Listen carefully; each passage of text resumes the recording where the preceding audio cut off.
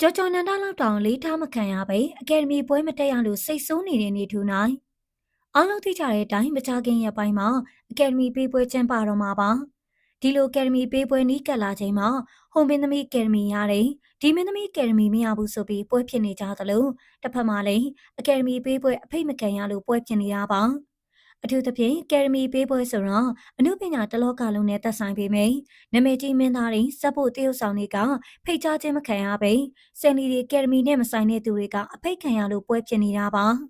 အထူးသဖြင့်ကြော်ကြော်နန္ဒတို့လိုဆယ်လီတွေကဖိတ်ခံရပြီးနေထူးနိုင်လိုမင်းသားကအဖိတ်မခံရဘူးလို့သိရတာပါတကယ်ဆိုနေထူးနိုင်ဟာမြန်မာတနိုင်ငံလုံးအားပေးကြတဲ့မင်းသားဆိုပေမယ့်အကယ်ဒမီပေးပွဲမှာတစ်တော်ဆယ်လီတွေလောက်ရေးမပါလို့လူတွေကြားမှာဝေဖန်မှုမြင့်နေတာဖြစ်ပါတယ်နေထူးနိုင်ဆိုတာနေပရိသတ်တွေရဲ့အသေးဆွေအရှင်မင်းသားတစ်လက်ဖြစ်ပါတယ်ရုပ်ရှင်လောကမှာနှစ်ပေါင်းများစွာကျင်လည်ခဲ့တဲ့ဝိုင်းရင်မင်းသားတယောက်ကိုချန်လှပ်ထားပြီးအွန်လိုင်းပေါ်ကနာမည်ကြီးအောင်တက်တက်လူတွေကိုဦးစားပေးဖိတ်ကြားနေတာကအကယ်ဒမီပွဲရဲ့ဂုဏ်သိက္ခာကိုမေးခွန်းထုတ်စရာဖြစ်လာစေပါတယ်။ဒါကြောင့်လေပရိသတ်တွေကနေထူးနိုင်ဘက်ကနေမကြည်မနှက်ပြောဆိုနေကြတာပါ။